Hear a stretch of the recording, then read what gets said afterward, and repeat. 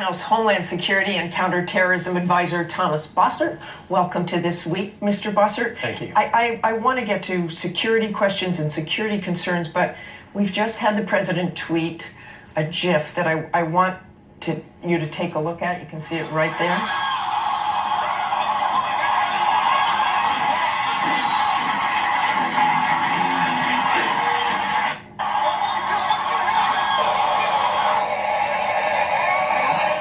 Obviously, President Trump has taken some video and put a CNN mic logo on who he's beating up. Can I just get your reaction to that? Well, my first time seeing it, Martha, but first, thank you for having me on the show. I very much appreciate it. I guess my first reaction to that tweet would be the same as any of the president's tweets. There's a lot of cable news shows that reach directly into hundreds of thousands of viewers, and they're really not always very fair to the president.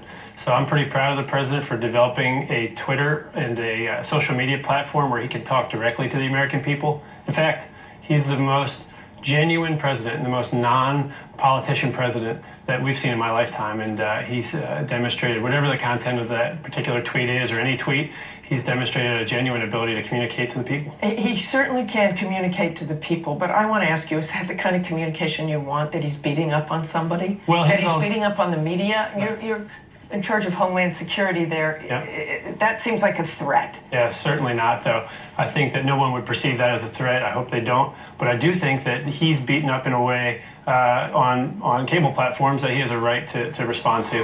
And he does that regularly. And you don't think that's a threat to anyone? You don't think that's sending a message? Do that to the media? Do that to CNN? No, I certainly don't. I don't think so. And I think that importantly here, he's a genuine president expressing himself genuinely. And to be honest, I think that's why he was elected.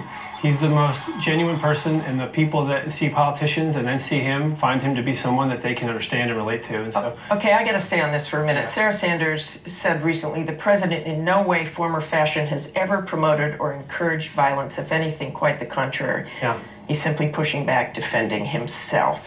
But you know what happened to Congressman Scalise, and you have these messages out there against the media. The media has had, and I hate this to be all about us, but he's making it about us, or particularly CNN, I suppose. Some people had to get private security guards. Yeah. Is that really fair? Yeah, so I think that the most important part of my message isn't just that he's genuine.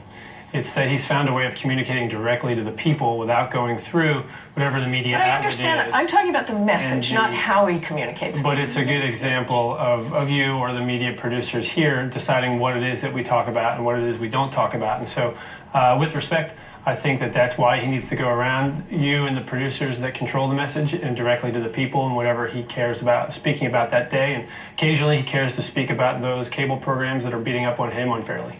And with respect, we do talk about other issues, and then when something like this comes up, it distracts from what we really wanted to talk about. And you're a very substantive person. I know we're going to talk about substantive issues. Yes, we are. So I appreciate you asking me, but I do. And I appreciate you, and I appreciate you answering that.